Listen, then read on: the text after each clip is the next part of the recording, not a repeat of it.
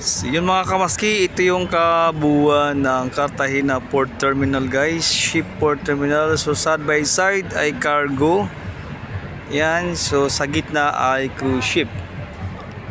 So ayun, napakaganda yan. So yan ang kung paano mag-discarga at saka mag unloading at saka loading ng cargo. Yan oh. So ayan guys. Yan. So dito yan sa Cartagena, Colombia. Yan. Yan guys. So kung gusto niyo makita yung kabuuan ng swimming pool ng Rhapsody of the Seas ay ito yon. Yan. Oh, yan, di ba? Maganda. Yan. Tapos sa kabilang side ay yan. So ito naman yung top ng barko, yung sa pagano ng satellite. Doon naman yung pinaka front ng ship. Alright, so makikita nyo na kung ano ang ano nang ito. Doon sa itaas guys, yung kita nyo may bundok ng Cartagena. So maganda doon, no? Yung pang lookout sa buong Cartagena, Colombia. Ganda.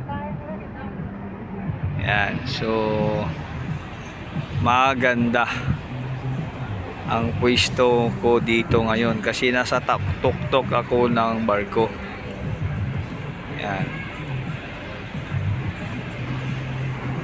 Alright, so sa kabilang side naman tayo. Yan guys, so ito naman yun sa kabilang side. So para tayo nag-drone ngayon kasi nasa tuktok tayo ng barko.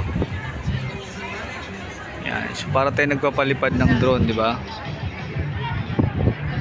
Oh, di ba? Ang ganda ng camera natin, oh. Malinaw na malinaw.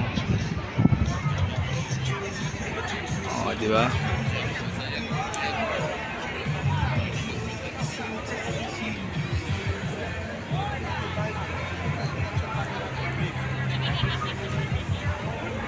So kuha natin yung pinakatuktok talaga, pati dun sa kabilang side, oh.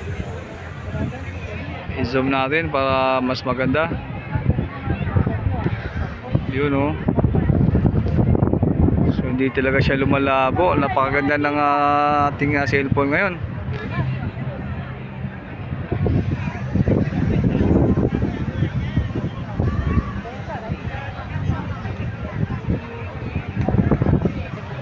Yun guys, Bimaski BTV nasa Colombia.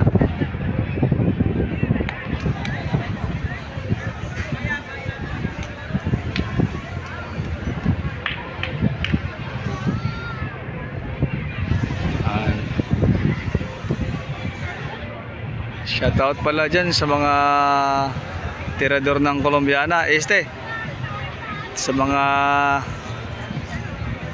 taga Colombia. Ayun.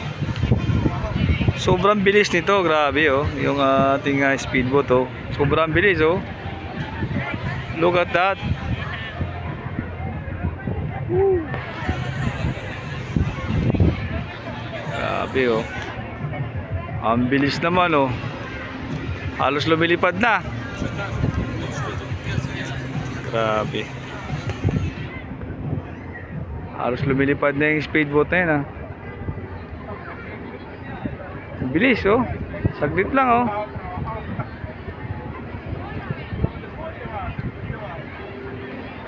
Wow.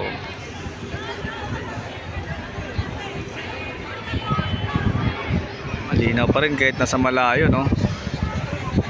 Malayo na yan, nasa 2 kilometers na yan, malinaw pa rin siya. Ayun na, oh. Oh, wala na siya, oh. Ayun na, nawala na. Ganun kalayo siya, oh. Oh. Alright guys, thank you so much for watching MV Mas BTV here in Colombia.